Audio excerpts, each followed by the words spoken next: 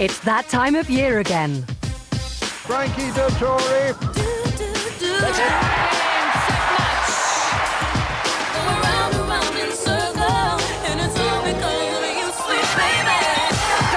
Has a hat-trick. Blackburn have lost here, but they are champions. It's just a dream come true, you know what I mean? It's unbelievable.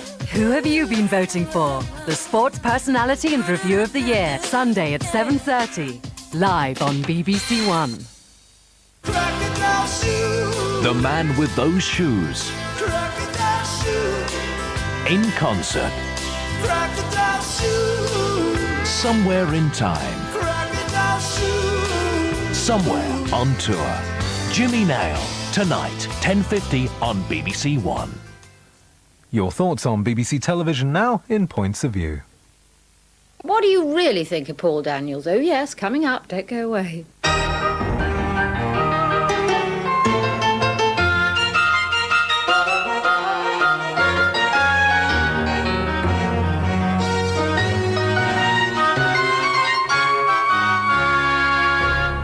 Good evening, and let us first deal with poor old Arthur, who is possibly the only man in Britain who doesn't know the true meaning of the phrase helping the police with their inquiries. Did you or did you not transfer funds from the campaign bank account into one or more other accounts and remove that money with the fraudulent use of cash cards? No. Is there anything else you want to tell us? I've told you everything I know. In that case, are you Arthur Fowler? What? Answer the question, please. Are you Arthur Fowler?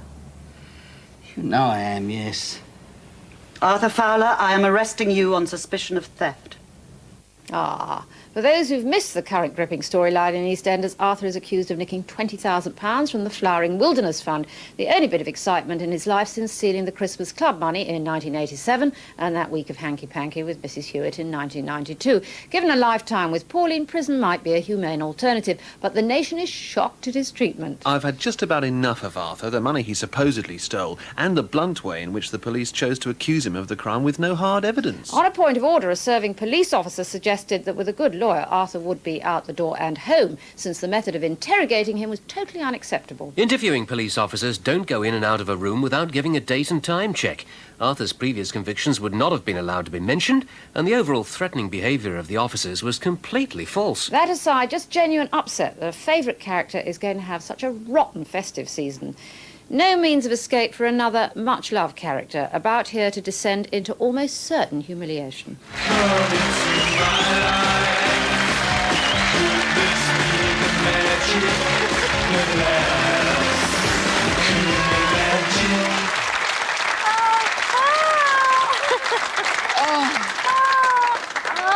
Lovely. Oh.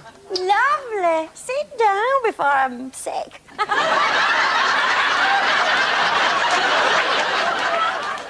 Wicked woman.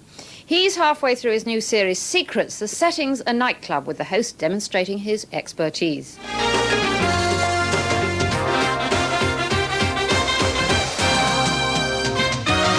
So that's 1, 2, 3. 3 lengths of rope. We went to the City Lit to talk to students on a beginner's magic course. What do they think of Secrets? Blow on the rope and pull. Like that. My general opinion of Secrets was that there may be an audience for it, but it certainly I don't think is the age group that I'm with. I think it's probably better if you see it in person, because you're always suspicious of anything on TV. You think, oh, it's a camera trick, and they're moving things about, and they've cut there and they've cut here. Well, it's quite entertaining. I don't like the showiness of it. I thought actually the show went on rather a long time. He kind of makes my skin crawl a bit. Did you know that when you go to the Statue of Liberty, up high, son, when you go to the Statue of Liberty... He's just not my type of guy. I think he's very clever. I think he's a very good performer. I can't put him down there. I think magic works very well on TV. You know, the more the merrier for me. I think Paul is the only personality and the best personality on television. And we'll let Mrs. Merton have the last word. Let's talk about you and Debbie. You're in your mansion of an evening. You've put all your tricks away. 5 bedrooms. And, 5 bedrooms. And Debbie... Different one every night. Really? And where does Debbie sleep? I don't know. Friday was World AIDS Day. The BBC marked the occasion. I've seen almost everyone on BBC1 and BBC2 wearing a red ribbon because it's AIDS Day. I think a red ribbon is one you wear all year if you really do sympathise with people living with this condition. And from Emma Davis in the Netherlands. The trailers for World AIDS Day implied all HIV sufferers are homosexual, hotly followed by Newsnight, which implied that all female Conservative supporters are tea-pouring purple-rinse biddies. Being an expatriate, how the hell do I defend this stereotypical portrayal of our country? Fine Cut last night set out to examine the British attitude to AIDS over the last decade, with one contributor suggesting angrily that the government's involvement was like putting Herod in charge of Mothercare. 30 calls describing it as disgusting and sick. A much more appreciative response to the Screen 2 on Saturday night, Nervous Energy, starring Alfred Molina and Cal Makinich. A wonderful script. It plotted the rest of the life of Tom, a young Glaswegian dying of AIDS in London. The manic behaviour, the sickness, all falling on the shoulders of his lover, Ira, an American radio chat show host. Towards the end, Tom insisted on returning home to Glasgow, but his family cannot cope. Even his old trendy friends find it too much. Maybe you should catch the sleeper. No. I came to see my friends. My old friends. So, who's giving my boyfriend and me a bed?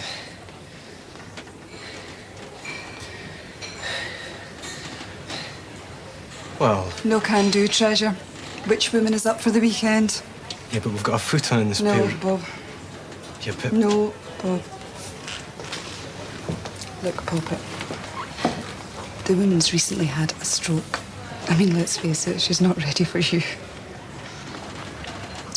Huge cries of approval. Also, why is it that the BBC only deals with homosexuals when they're drag queens or victims of AIDS? The Sunday night BBC1 drama dealt with the story of Travis, a black GI who falls in love with Maggie, a middle-class married housewife with disastrous consequences. You see this? You know why I have to carry this? To protect myself against the white GIs. When all I really want is the chance to fight alongside them. I came over to Europe to become an American. And when I go home, I want the white folks to come up to me and shake me by the hand. Barrett and the rest of them think that's crazy. But then I come here, and I meet you. And I think anything is possible. There is not, alas, a happy ending, far from it. Travis is unjustly accused of raping Maggie, found guilty and executed. Again, many cries of congratulations. A couple of points of order. Eric Cross in Peterborough rang to say... I was surprised by the caption at the end which said 9 black Americans had been hanged for rape, indicating that no white Americans were prosecuted. I know full well they were. And from Acton, somebody called... Fergie. Yes, I'm a tractor, a Ferguson tractor. I'm very angry. I could not have been in a farmyard in wartime Britain. I wasn't born until the end of October 1948. Whoops, a motoring clip just for you, sir. I like trucking, I like trucking, I like trucking, and I like to truck from behind. We like to sneak up on you from behind. Never mind if you hit 'em never. That from not the 9 o'clock news when they were all 2 stone lighter, although, of course, the hedgehog changed shape there and then. And sorry about this, but we must return to the subject of Ian Beale's moustache and Barbara Cartland's dog. The first you thought looked like a drowned rat. The second I thought could be confused with a muff. An angry viewer from Scotland called for my sacking.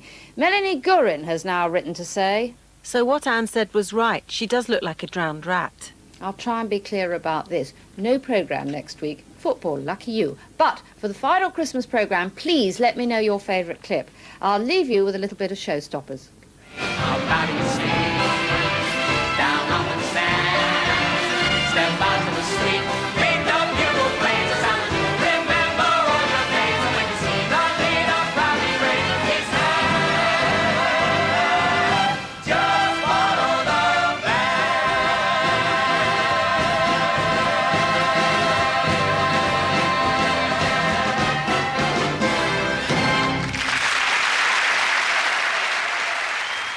If you have any comments to make about BBC programmes, please write to Points of View, BBC Television, London W12 7RJ, or phone or fax 0181 576 4560. Susan committed suicide. People do when they reach the end of the line. Why can't you just accept that? Here's to the future. Look, For some reason, it got to Susan when Mary Gordon died, okay? Paul's been so supportive. He's a wonderful man.